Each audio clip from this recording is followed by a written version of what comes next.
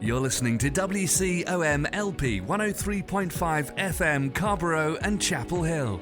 It's a Tuesday, it's 5 o'clock, and that only means one thing. It's time for another round of Snarky Faith with your host, Stuart Deloney. This is a space where we irreverently wrestle through life, culture, and spirituality, all with our heads in the clouds, our tongues in our cheeks, our hearts in our sleeves, and our feet on the ground. At Snarky Faith, the questions or even the answers are never the point. It's all about the conversation. So here's your host, Stuart Deloney. Well, good afternoon and welcome to another round of Snarky Faith Radio. I am your host, Stuart Deloney, and this is a very interesting day of all days to be here on the air. I've been waiting for this day for so long. It kind of feels like 4 years. We made it, people. We made it to November 3rd. Yes. Oh, will the nightmare end? What will happen in the season finale of 2020? Or will it be the series finale of America? I don't know. But welcome to the show called Snarky Faith, where we poke fun at the insanity in Christianity in the hopes of being able to turn our eyes back towards, hey, that's not what Jesus talked about. What the hell are you doing over there? Stop it. That's kind of the verbal version of this show. A show that is often filled with copious amounts of sarcasm. And also, you'll probably get some of these too. If you're cool with that, we might as well go ahead and start the show. So like I said, it is November the 3rd. And for those of you that don't recognize this, it is not literally November the 3rd. I record the show a day before it goes live on the air, so this is November the 2nd. So I am going to give you a time capsule either to mock me with or to champion my prophetic skills because, hey, this is Snarky Faith. It's all about the prophecy, baby. No, it's not. But as I look here, I was talking with a bunch of my friends last night, and we were trying to make predictions of how we think this week is going to shake out. The biggest reminder that we need to have, whenever you're listening to this, is that what happens on election night doesn't mean crap. Usually we're used to it. Hearing that it is called like somewhere near midnight or beyond. This is a different year. This is 2020, and 2020 has been But I also kind of feel like 2020 is very, very pointed. If you want to look at this as 2020 is the worst of all years, where we had the worst of all presidents, and the craziness that was packed in to 2020 is kind of an amalgamation of what it's been like for life under Trump. You know, like we would find new lows to go to every time. Oh, no one's going to, he went there. Nice. So, hey, if you're listening to the show right now live, polls are still open. If you haven't voted, get your butt out there. Go do something good. Get rid of this orange menace. Woof. At least I hope. So my hope, in the ensuing days of this week, we will find out that Donald Trump is no longer the president of the United States, which means one nightmare ends. But have you ever been like the person that has to clean up after like a party, like a crazy party? Like when I was 19 and in college, I had a weekend job working at Chuck E. Cheese. And the staff, which is a few rando adults that probably own unmarked vans, the main, like the managers, and then the rest of the teenage staff that they had there decided to have like a New Year's Eve party where everyone got trashed and drunk and trashed the place. I also happened to be opening the day after New Year's Eve on New Year's Day and had to clean up people and other things as well. I feel like moving forward, either we are going to need to lean in and fight more, or lean in, fight more, and clean up more. I mean, either way, this isn't sunshine and rainbows, folks. We've been living in a crazy wasteland with apocalyptic mutants in red hats everywhere. It's going to be hard to recover from what we've done over the past 4 years. We can do it. And I have a great hope in doing it. And I would rather clean up after one mess instead of watching another mess happen and then the world ends. No, not that bad. So I'm hopeful either way of the outcome. We're going to have our work cut out for us either way. But one way is a lot easier than the other. Right? Right.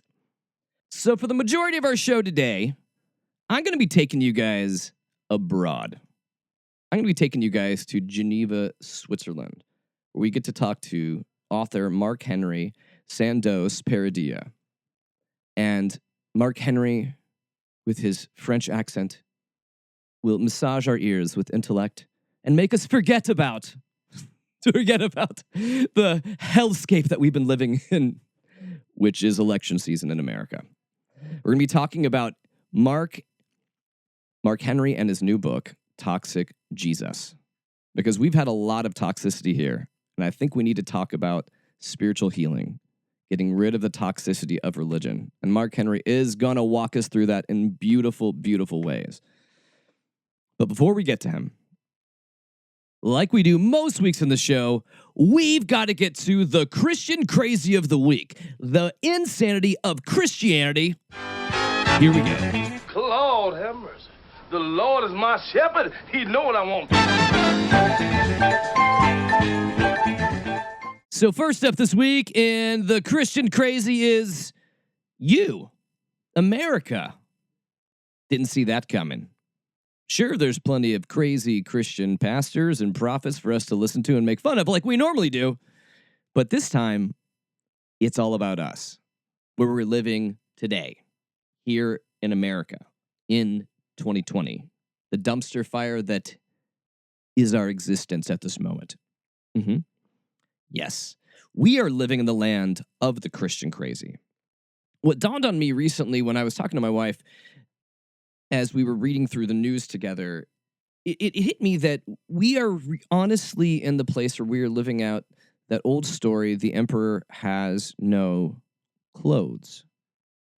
So for those that may not know this old, I don't know, it's a parable, a fairy tale, a story, whatever it is. So essentially what happens is a charlatan comes to town saying he has the most beautiful of clothing to make, that he is a fine tailor and maker of high quality goods. So he really runs his con on the emperor, whom he tells he has made the most beautiful clothing for. As the story plays out, the emperor is way too prideful and way too arrogant to ever admit that he can't see the clothing because, as the con man tells him, only the most noble of people can see this clothing. And so, of course, he must be noble, so he acts as if he has put on his invisible clothing, which we, of course, know he's naked. And then he goes out and tells some of his servants, look at this. This is the most beautiful of clothing, and only the most noble and rich of people can see such clothing. And they, oh, this is so beautiful. This is the most beautiful thing ever we have seen, Emperor. They respond. Also, not wanting to let in on the fact that they can't see it either, that this is all a lie, it's a con. It goes as far for the emperor to announce his beautiful new clothing, and he goes on a parade through the town, and as the story ends, a child points out at him and says the emperor has no clothes, he is naked. The child laughs. The rest of the town actually realizes they were in on the con, but don't want to realize that, let on they were in on the con and just start laughing. So yeah, okay. It's a story about BS. We have been living in this place. And what continues to strike me is the fact that we are able to see again and again how terrible, how unethical, how criminal this president has acted, and how the evangelical church has allowed this. Not even allowed this. They have celebrated this type of behavior. They have celebrated everything and defended everything this president has done. And the one thing that I know that as they feel like they are still drunk on power because they still believe the emperor has clothes, but the emperor, the president, does not have clothes. He does not have answers. He does not have intellect. He does not have good credit. We have been fooled. The church has been fooled. And one of my firm beliefs is the fact that a lot of conservative Christians do not want to admit defeat in this. So they've convinced themselves that this entire race comes down to two things: essentially abortion and Christians' preference to be offensive to others. It's a historical tradition. Don't take it from us. So this is a moment of reckoning for America, for us to be able to say the emperor has no clothes. The president has no sense. He has no morals. He has no scruples. And he has taken the church for a ride. And they have loved every minute of it. But at the end of the day, they're going to realize they were used and abused and left on the wayside of history, as most things that Donald Trump uses and abuses and leaves and keeps marching on. How much of his cabinet was arrested, indicted, or in jail, or continuing to be arrested, indicted, in jail too? So the real question for us is what to do afterwards. How do we pick up the pieces after this is over? Now, that's assuming that he doesn't steal it, which is a huge assumption. But how do we move on from this? And I know that there are many out there that will say we have to love everyone like Jesus tells us to love our neighbor and to even love our enemy. And I'm not saying that Republicans are those that wear red hats and hate other people and shoot and kill people in the streets, all those that they're an enemy, but there are a lot of people that could be seen that way. And one thing that really stuck with me that I thought I heard echoed this week talking through CNN anchor Don Lemon, who gives some pretty solid advice, I think, for us and how to continue to remain healthy with where we're at, but also to be kind and compassionate, but realistic about what our expectations are. Because I learned a long time ago, sometimes the best way for me to love my neighbor or love my enemy, especially if they are toxic people, is to love them from a distance. That doesn't mean that I am harboring hate or anger towards them. It doesn't mean I am arguing or fighting with them. It just means for me to be able to love you means I cannot step into your toxicity. It is not healthy for me. For me to love others and to continue to do this means I need to extract myself from this position.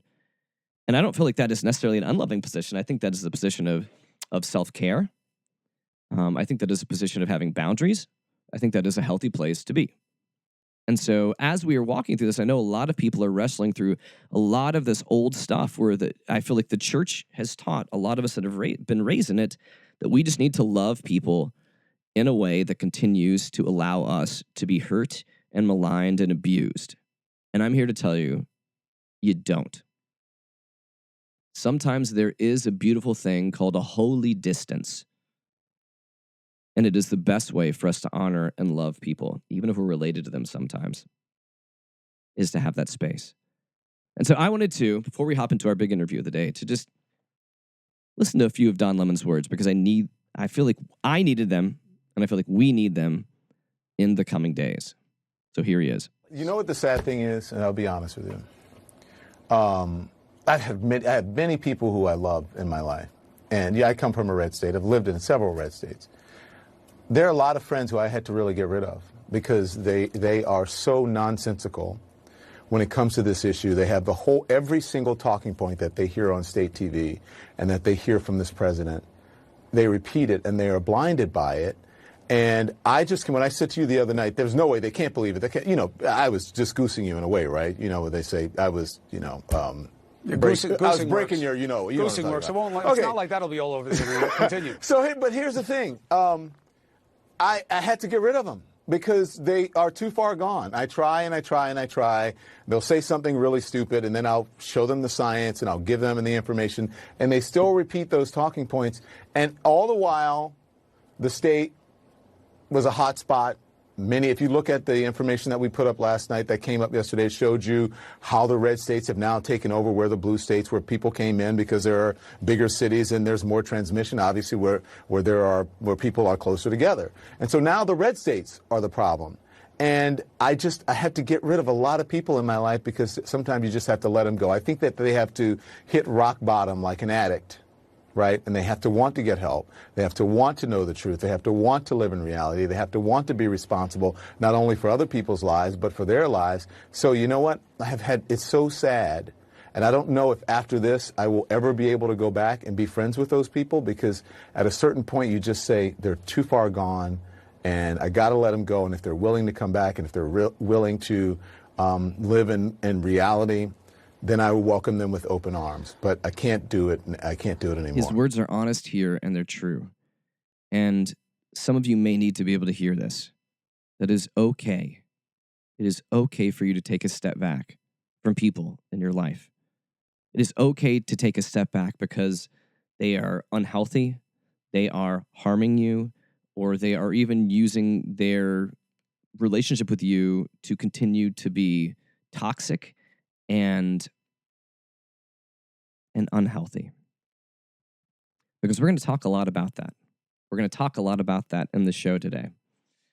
America is in a really weird, polarized place. We're a very dysfunctional family right now.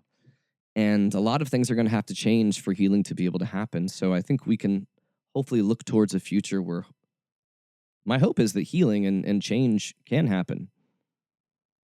But as many of us who have grown up in and around the church can know, and many, many systems of religion are very toxic to us.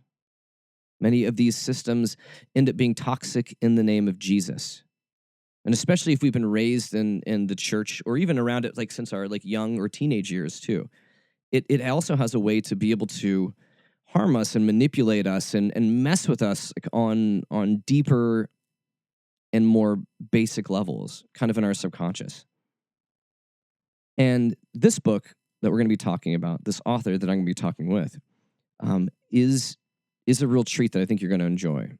Because as I read through this book, it was something that helped me looking back at my past to be able to work with forgiveness and healing of places I was at. So without further ado, let's step into a conversation with my new friend that I hope you find interesting and a little bit healing.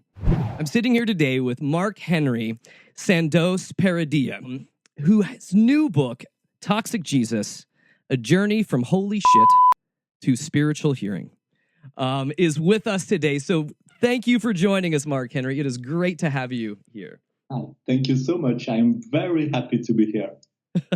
Well, I will tell you, starting off, this is a book that I have really, really enjoyed walking through. Partially because it felt like I was walking through this with a friend, and the way that you have written this. So I just want to tell you, I really, really enjoyed that and appreciated that. Thank you. Now, Mark, a lot of this book has to do with your story, your journey to where you were at. You were a pastor for 15 years. I was a pastor for 15 years. Yes. And so give us a snapshot of your journey from being a part of fundamentalist Christianity till now. So tell me more. What brought you to this point? Yes, okay. I need to begin when I was a child, and I was raised in a very, very conservative and evangelical family in Switzerland.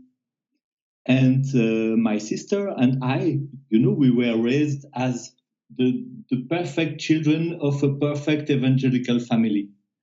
Both my parents were teachers, and they wanted, to show the example of what it is to truly live your faith and to be rooted in the Christian principles. And it's only years and years later, when I was in my 30s, that I began to realize how much my parents were full of anxieties and full of traumas, and most of these traumas inherited from the war. They went through the war. They both had very difficult stories. And I realize now, and I can say that with compassion, after having been through a lot of anger and a lot of sadness and a lot of difficult moments, but now I can say that with compassion, they were using their religion and their faith,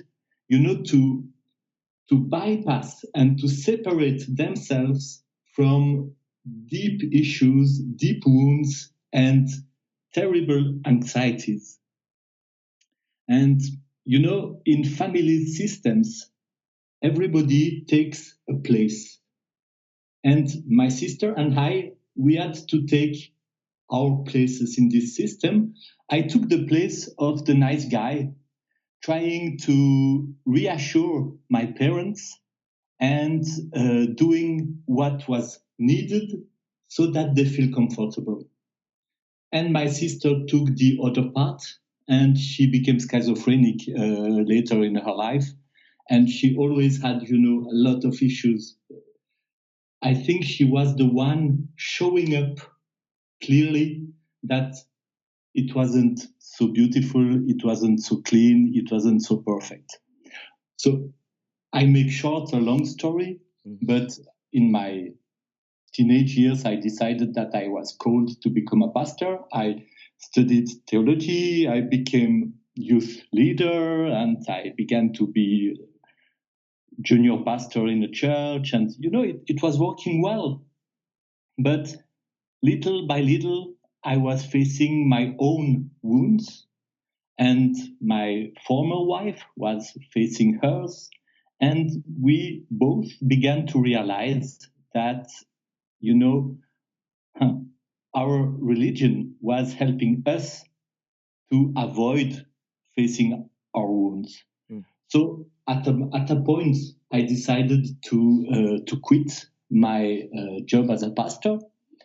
And it was not because I wasn't successful or because I had problems with my church. I was quite happy with my job. I was thinking it was very rewarding. And a lot of things were very nice.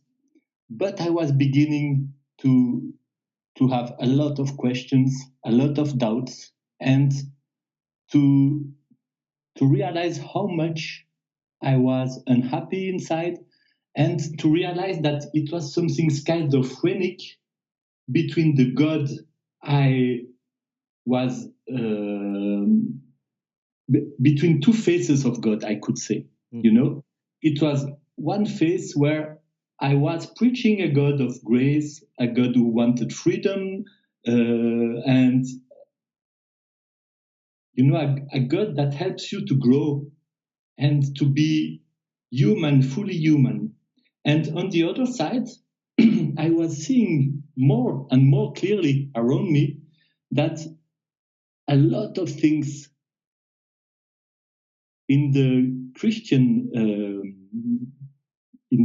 movement were about fear and putting barriers and judgment. And, the world was becoming more and more like a threat for everybody. And you had to have Christian rock bands, Christian activities, Christian fitness club, Christian, almost like you had to have Christian food and Christian schools, and everything needed to be Christian, because if not, it was dangerous, and we were fearing that it would contaminate the young people and the children and so on.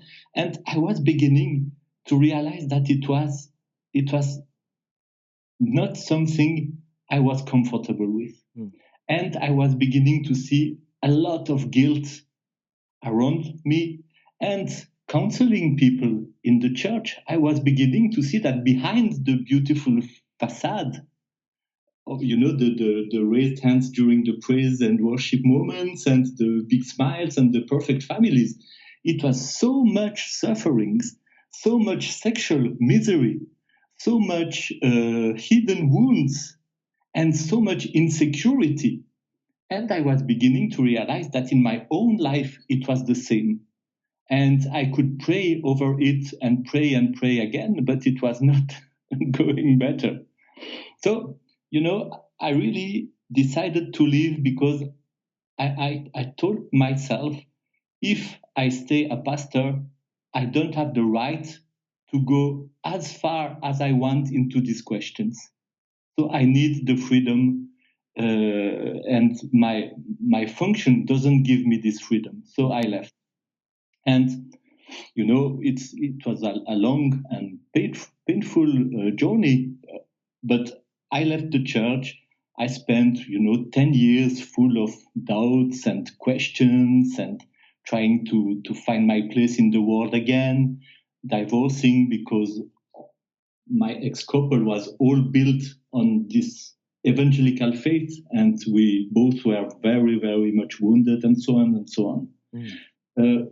Okay, so that's the story in a sense, but I wasn't aware of how much residues of toxicity were left in my life. It's very interesting that you mention it that way too, because I think that a lot of people are at a place, like you had mentioned too, that I had questions and that I knew those questions weren't, that I couldn't pursue those questions. I couldn't pursue the truth if I remain in the space. This space will not allow those questions. I've heard that so many times from people in that, and there really is a place where we feel very shut down, like we have to just be a certain thing and fit into a box. And your book, the way you did this, I like how you've organized this to where the first half of the book, you're going through different, I would almost say different warped lenses of how we approach Jesus. From anywhere from Jesus the Punisher, Jesus the Magician, Jesus the Negator. So these were just a lot of these just different toxic versions of Jesus, which aren't Jesus, but they are just the ways that the church has taken them and put them into practice or into dogma. These toxic ideas, and they start very young. You, part of your story, I know, and I was going to ask you some about this, was from a young age.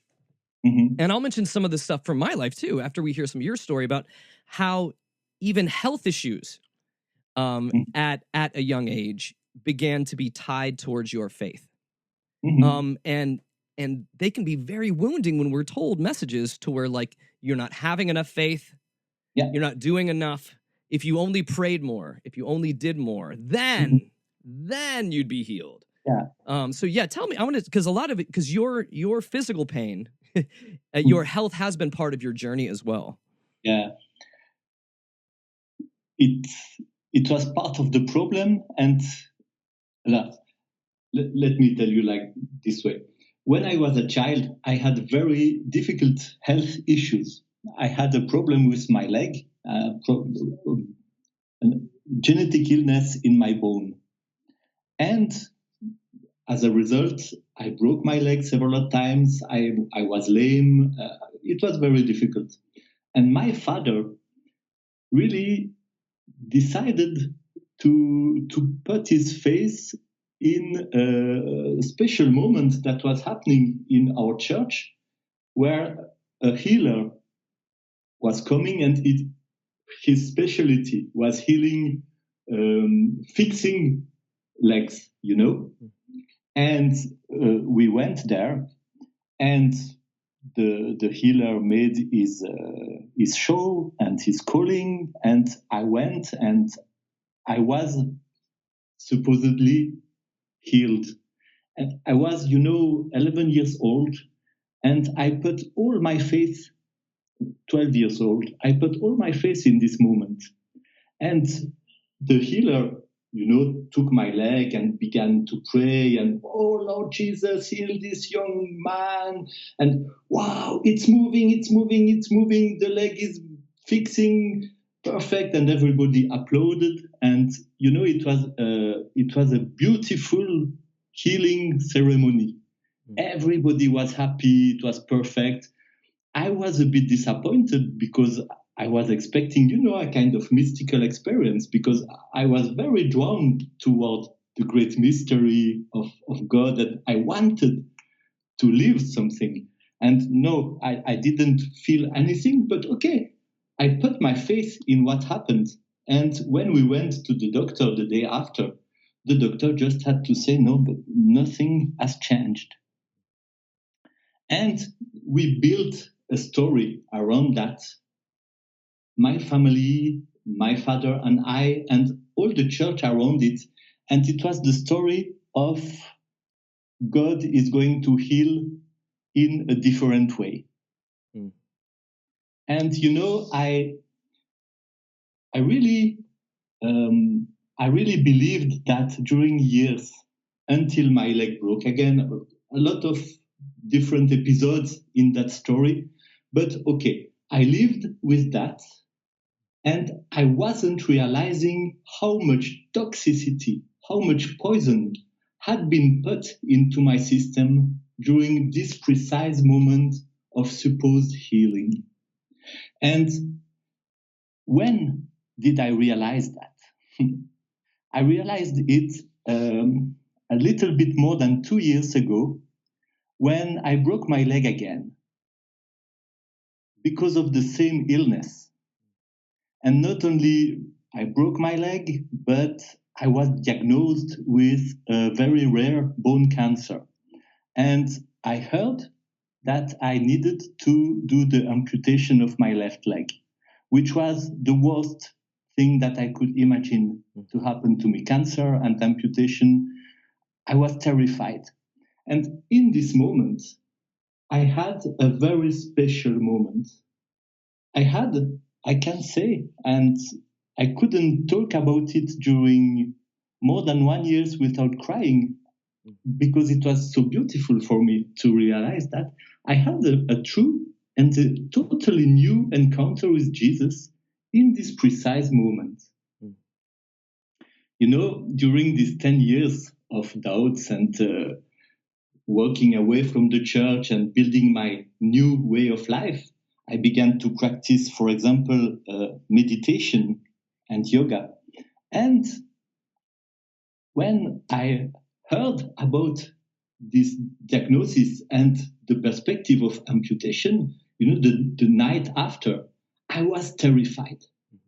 And I just began to concentrate on my breathing and to repeat with each breath, Jesus, Jesus, Jesus, Jesus. And suddenly, in a totally unexpected way, I can say I received a peace. And it was a peace totally beyond what I could expect, beyond my understanding. And in a way, it was totally new. And in a way, it was connecting me with the healthy part of my former evangelical faith, you see. Mm-hmm. And I was here in my bed, breathing, saying the name of Jesus, like you could say a mantra, you know. Mm-hmm. And I was feeling like I was in the eye of the hurricane. And I knew that the storm were all around me. And from that place, I could see my terror, I could see my grief, I could see my sadness, I could see my anger, I could see my pain, I could see the difficult decisions that I would have to make the day after, to tell to the doctor that I agree with the amputation, to go for it as quickly as possible because it was very urgent. And I was seeing all that, you know, it was not a peace that suppresses the problems. It was a peace that was allowing me to embrace them, but from a place where I was secure. Mm-hmm. And it wasn't a guarantee that I would heal or a guarantee that everything would be all right, or it was much more than it, you know. And it was a beautiful experience for me. And with that presence and with that peace, I went through everything, you know. I went through the surgery room, committing my life to Jesus, knowing that he had been there before me, you know, in this darkness, in this underworld. And I woke up without my leg, and I had to learn to walk with a prosthesis, and, you know, to build a totally different life than before, and to face a lot of challenges, and so on and so on. And this peace stayed with me every time I just could stop and breathe and repeat again the name of Jesus. And it was beautiful. It was the most beautiful experience in my life, I can say, you know. It was so important because what I say in my book about the toxic Jesuses, you know, I made it very shocking. And it needs to be. Mm-hmm. But all these toxic Jesuses, I could see them, I could recognize them because of this experience, you know? It's a bit like when you take a stone that is on the ground and you take it and the light comes where the stone was, and you begin to see all the little insects and worms crawling in panic because they were in the shadow, but now they are exposed to light. And this experience that I had was the light that I needed to become aware of the toxic dynamics that were active, still active in my life, even almost 20 years, no, 15 years after I left evangelical faith, you know. And these dynamics of fatalism, of all the dynamics that I explain when I talk of these toxic Jesuses, I really discovered them through this experience. And for me, it was really, really helpful reading through these different warped versions of Jesus, because for me, it gave me an opportunity to kind of think back to the times, you know, I was when my younger sister was severely autistic. So my mom's way of handling it during childhood, I was raised very conservative Baptist, but she went looking for healing in the other way. How do we fix this? How do we fix this? Because everything needs to be fixed. And I got drug around in all of those different types of circles as well, too, and observed this. And what I appreciated about how that you've done this, labeling and laying out these different, these different kind of charlatan versions of Jesus, the fake versions of Jesus that tend to, that warp us, that tend to give us a lot of mental issues and help us to not really see the real Jesus.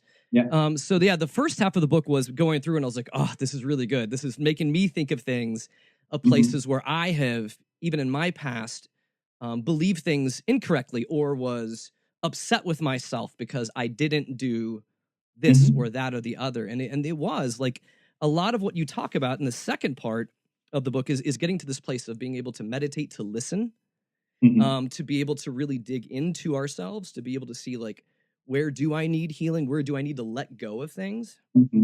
Where, especially when a lot of us were raised around toxic Christianity, we were raised from young age. And so a lot of times we can't even distinguish, between that because we're a child. But like you had mentioned, now as an adult, we can look back and begin to see that there was more truth going on, that we just didn't see it.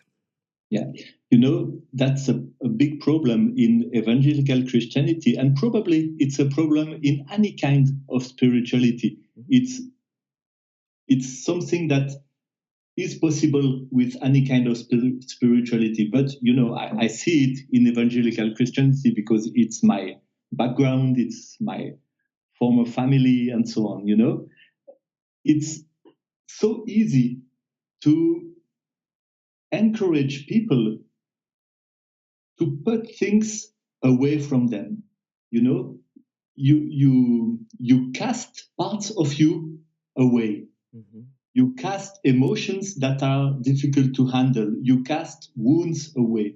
You cast parts of you that you don't like, that don't look like what a Christian should be. And you put all these things in the shadows. It's a bit like what you do when you do an exorcism, you know? You cast away things, but these things are part of you. And at a moment, what you have casted away is still here. And from that place, the poison comes. And to heal that, you really need to go into these shadows and to meet again these parts of you that you casted away, and these emotions, and these wounds, and these desires, and all these parts. Behind them you find wounds. You find things that need your compassion, that need your presence, and that need your action as an adult able to take care of these parts. And when this happens, it's such a sweet reconciliation and such an integration. and you become someone else. And what I gained in this process, maybe I lost my leg, but I gained such a vital impulse, such I could say a passion for living that was in a way hidden into these shadows and that I needed to reclaim. I don't know if it makes sense. No, I think it does. Yes, I think especially with growing up with that kind of evangelical framework, in many ways, we're always told that we need to be like Jesus. We need to be Jesus. We need to be divine in a certain sense, but we're humans. And in a certain sense, I feel like that weird tension leads the church more towards saying, we would almost, you rather like all the human parts of you, all like that pain and all that stuff, push that aside. We're going to give you an alternative reality to how these things work. And that begins to just pull apart who we are, like the way we view ourselves, the way we view health, and what it looks like to be spiritually healthy. There's so many different false Jesuses or Jesuses, and in this that can really create a lot of rot in us and a lot of self-hatred. Which is the sad thing, where Jesus is calling us really towards self-love. Oftentimes the church leads us towards self-hate or denial of parts of ourselves. So in your mind, Marc-Henri, who is this book for? Who needs this book in your mind?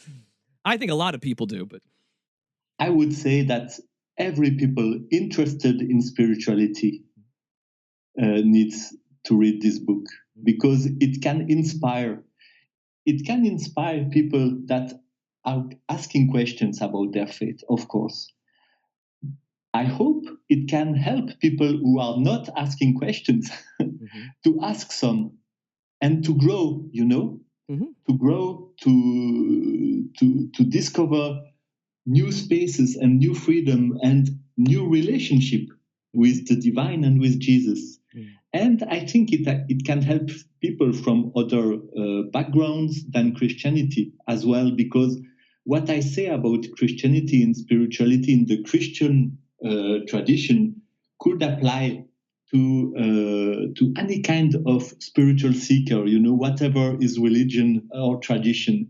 And I think it's so much important in the time we are now, where fundamentalism and I don't know if the word is true, but integrism, the thing that makes you become a little bit fanatic and violent about your faith.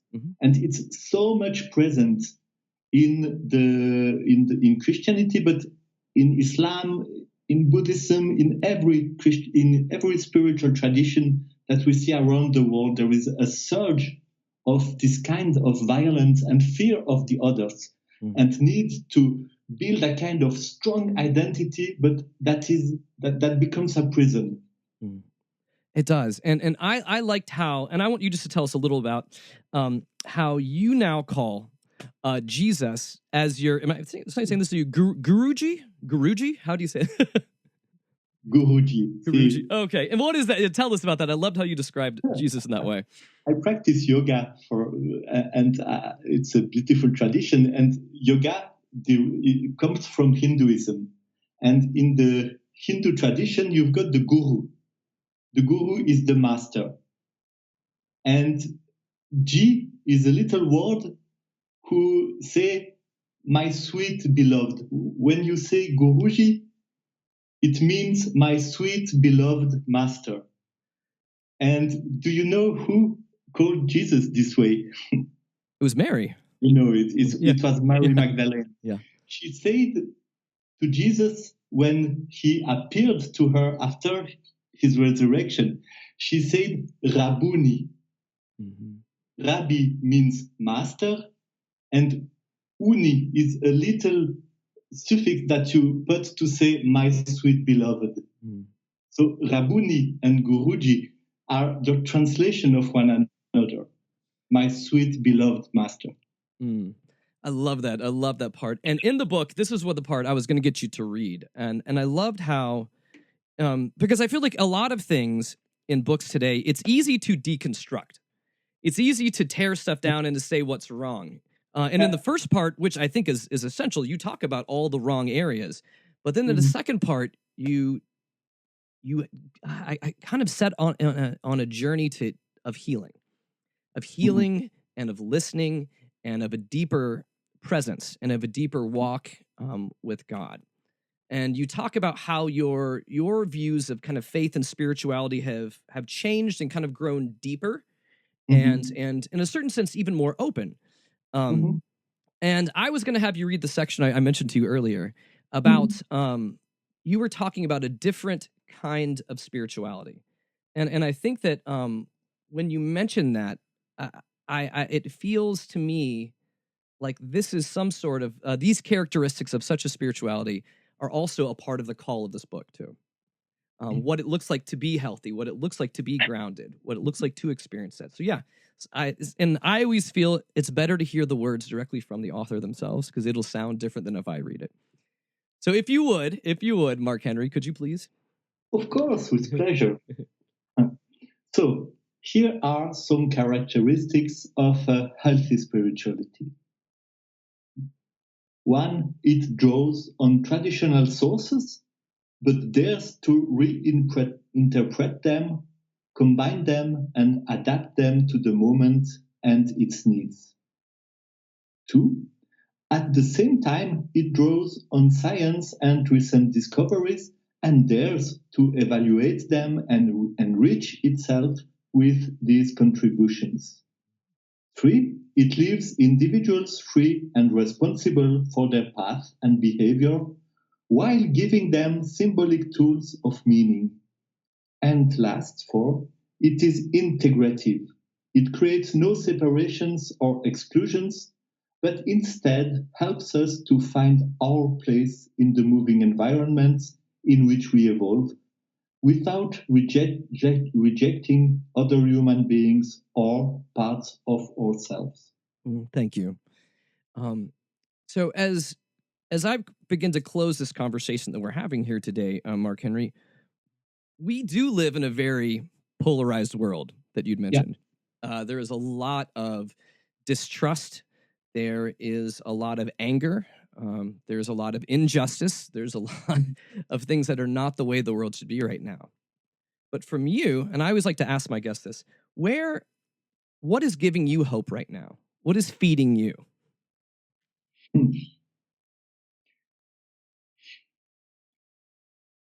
I could say that what is feeding me is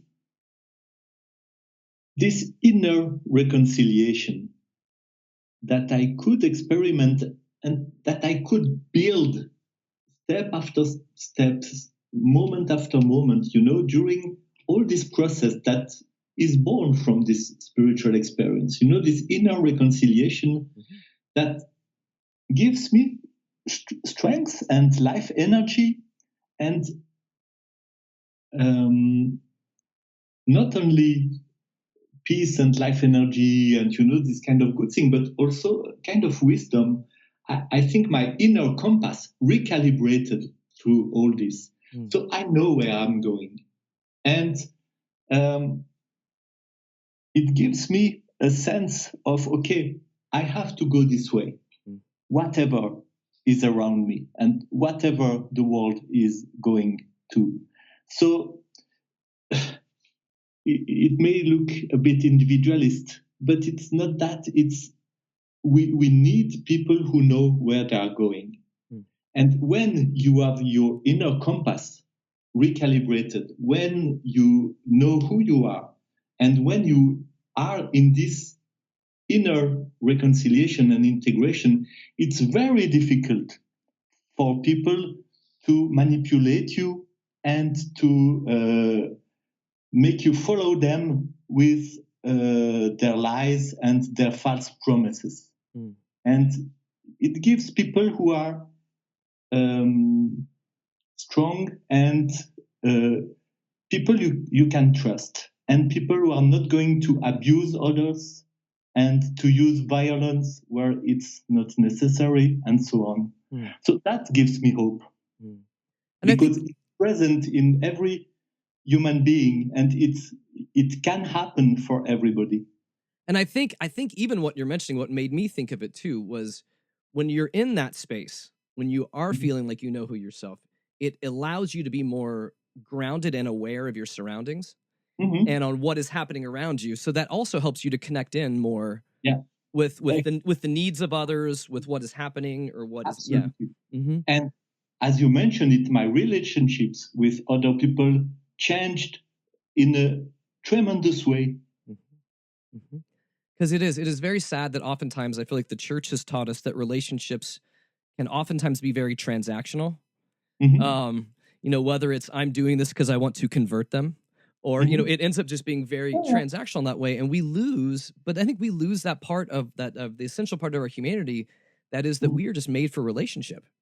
We are made for community. That is who we're supposed to be. People are not projects. Yes, projects to become like we want them to become. Well, Marc-Henri, if people want to find this book, I know you can get it on Amazon. Toxic Jesus is available on Amazon from Marc-Henri Sandoz Paradella. And all this will be on the website too, so if people are looking for this, we'll have all the links for that too. But Marc, if people want to find you, and learn about more of what you are doing, your work and other stuff, what's a good way for them to find you?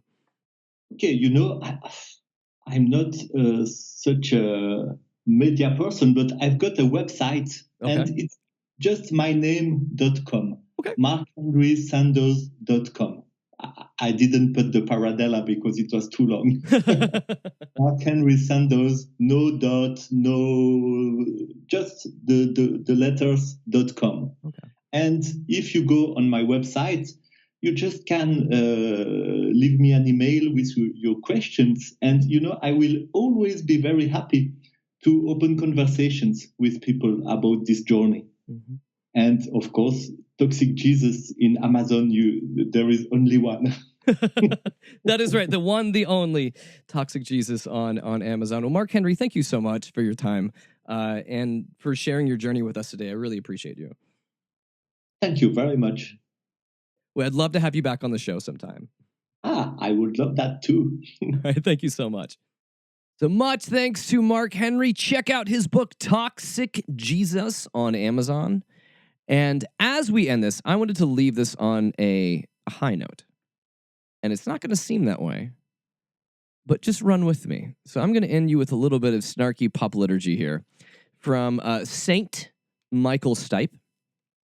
I'm going to just kind of quote part of his liturgy here, where he says this: team by team, reporters baffled, trumped, tethered, cropped. Look at that low plane. Fine then. Overflow, population, common group. But it'll do. Save yourself, serve yourself. World serves its own needs. Listen to your heart bleed. Tell me with the rapture and the reverent in the right? You vitriolic, patriotic, slam fight, bright light. Feeling pretty psyched. It's the end of the world as we know it. It's the end of the world as we know it. It's the end of the world as we know it, and I feel fine. Do you know why I feel fine? Do you know why this is hopeful? It could seem sarcastic, but it's not. There is a new world out there. We are hoping for the end of something bad and the beginning of something new. A time to repair and heal and make the world a better place. My hope is that this show ages well with that statement. But as we end this broadcast, just a reminder that you can catch this show and past shows on podcast at www.snarkyfaith.com or anywhere you get podcasts. You can also drop us a line on the Snarky hotline, 919-525-1570. Hey, leave us a message on our hotline. It's probably going to end up on the air. It most likely will. Most of the crazy ones or the good ones do. But hey, I just want to tell you and encourage you that as you move out into this world that feels very uncertain, especially if we're in our election week, that we got this. Seriously, you have made it to this point in 2020. You've done better than some. Many of our brothers and sisters have not made it this far in this wretched, wretched year under this wretched, wretched president. But you've survived. You've grown wise. You've seen through the lies. And as we grow and mature together, let us strike forward into a new future. One full of hope and equality and compassion and grace and change, and a whole lot of us loving our neighbors and our enemies. And a whole lot of us getting healthy and getting rid of anything toxic. So, hey, let's go ahead and put 2020 in the background. And as I end this broadcast, I send you out with the holiest amount of grace and snark and peace. Get out of here and go do amazing stuff wherever you live. Go and be kind to those. Go and be loving to those. But don't be afraid to say no. Also, I need some space this week. So survive well, and then get out and thrive. I'll catch you guys again next week. I'm out of here. Peace!